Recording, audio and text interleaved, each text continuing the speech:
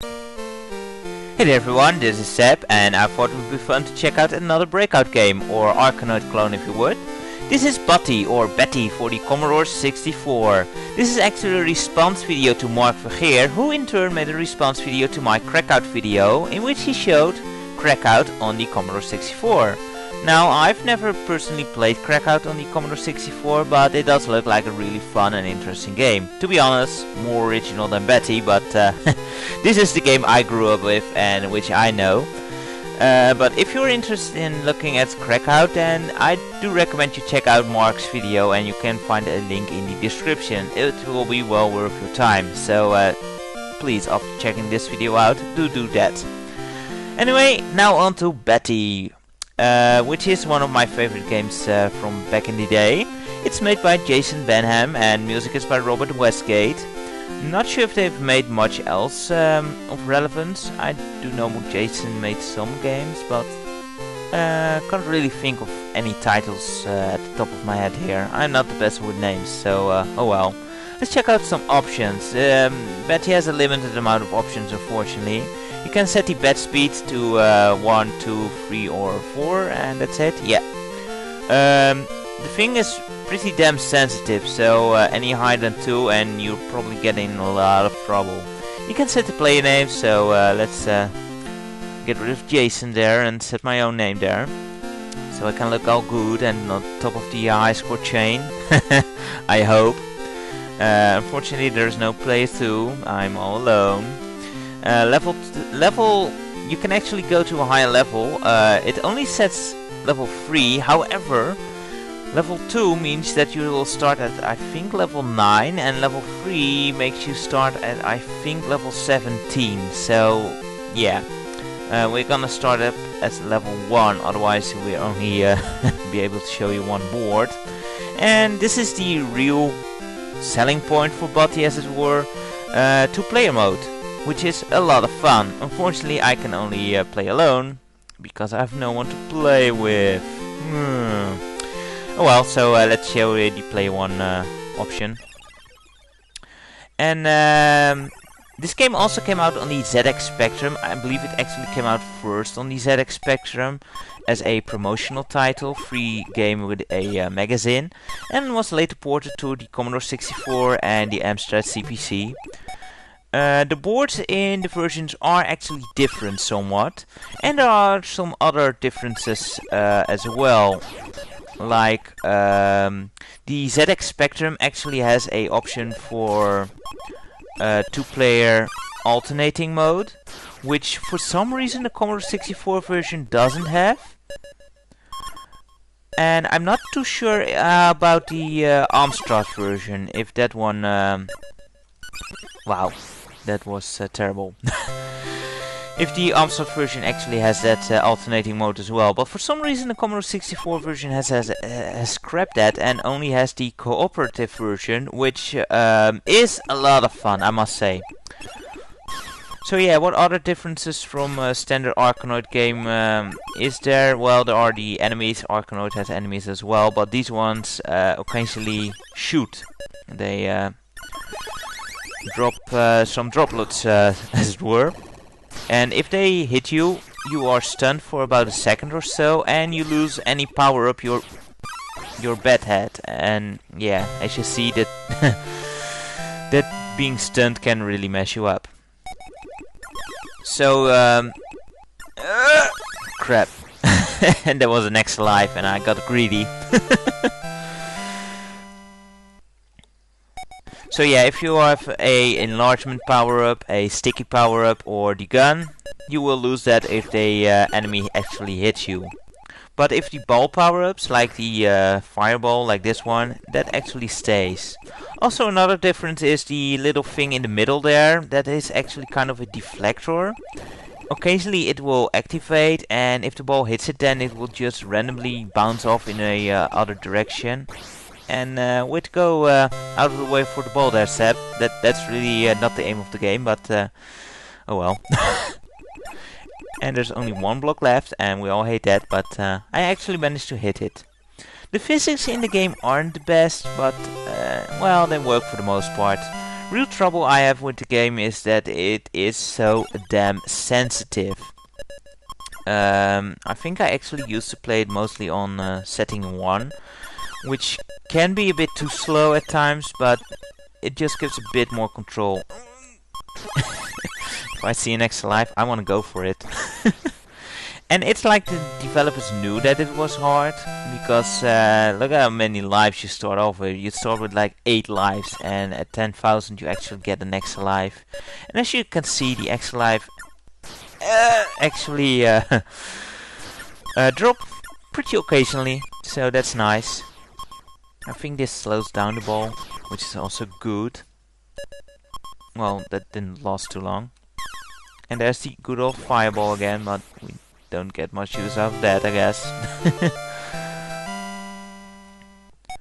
And I don't think you actually have an option to play with the Commodore mouse on this thing, which is real unfortunate. You don't even have the chance to play with the keyboard, I think. You can only play with the joystick.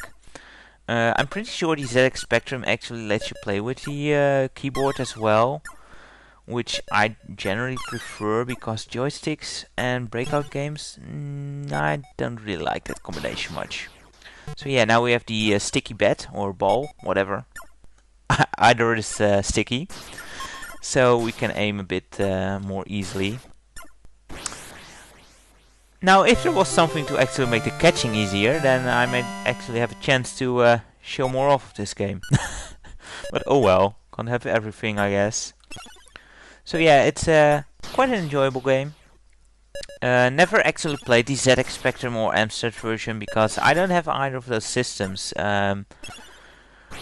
They weren't that popular over here in the Netherlands. Over here you did have 3 main systems which were popular.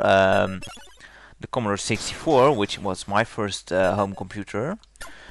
Well, my parents, of course, but you know, the one I had first experience with. Another one that was really popular was the Atari 8-bit systems, the 400, 800, XL, XE systems. And also the MSX systems. Yes, MSX is not only Japan, because some people for some reason think that, but in Europe they also had some popularity. Especially in the Netherlands, because Philips, yeah, good old Philips, actually made computer systems, MSX systems. So yeah, they were kind of popular over here, and we actually did have some Konami games over here as well for the system. So yeah, that's not Japan only. No, I think, oh, well, I actually wanted to keep the gun. And way to go out of the way of the ball again. I don't think we're gonna see level 4, unfortunately. Level 4 is actually the no, I think level 5 is the furthest I ever got to this in this game. It's really freaking hard, okay? But yeah, level 3, I'm actually not too bad with this result, because talking and playing at the same time is pretty hard. Let me quickly show off the 2-player mode, so you get an impression what that's like. And let's also show level 2, which is actually level 9. So we have a bit of a different thing going on here. So as you can see, each player has his own section here, with a barrier in between. And basically how this works is you are playing together, but there's also a bit of a competitive point to this, as you both have scores to uphold.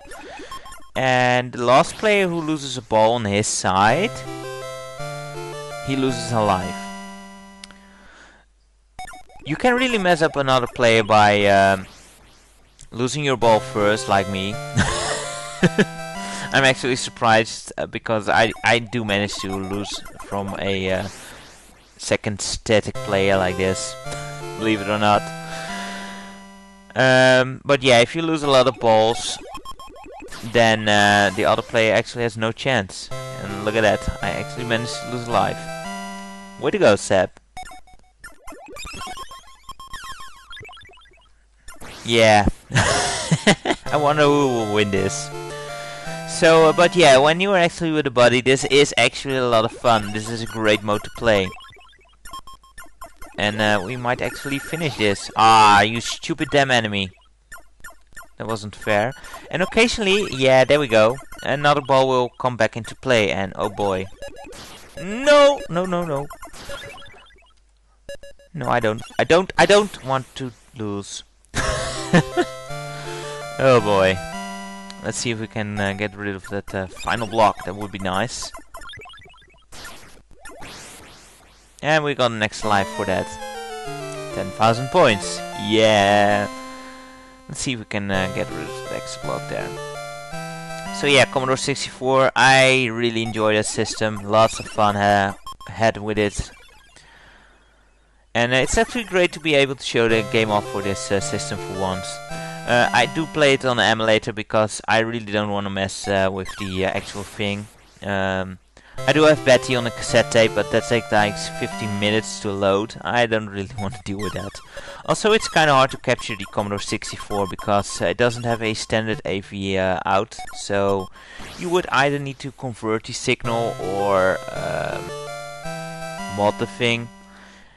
And I just don't want to deal with that, so emulation it is, even though it kinda stutters at times, but believe me, the actual Commodore 64 isn't always smooth sailing as either. Oh well. I think this really does it for this little show, Let's Check Batty. I hope you enjoyed it, and I do recommend, as I said earlier, to check out Mark's video as well. You can find a link in the description down below, and do give him a subscribe if you like his stuff. And yeah, that's it for this video, guys. Thank you very much for watching. I hope you enjoyed it, and until next time, guys, take care and see you later. And I'll just let you listen to this Sid music for a bit.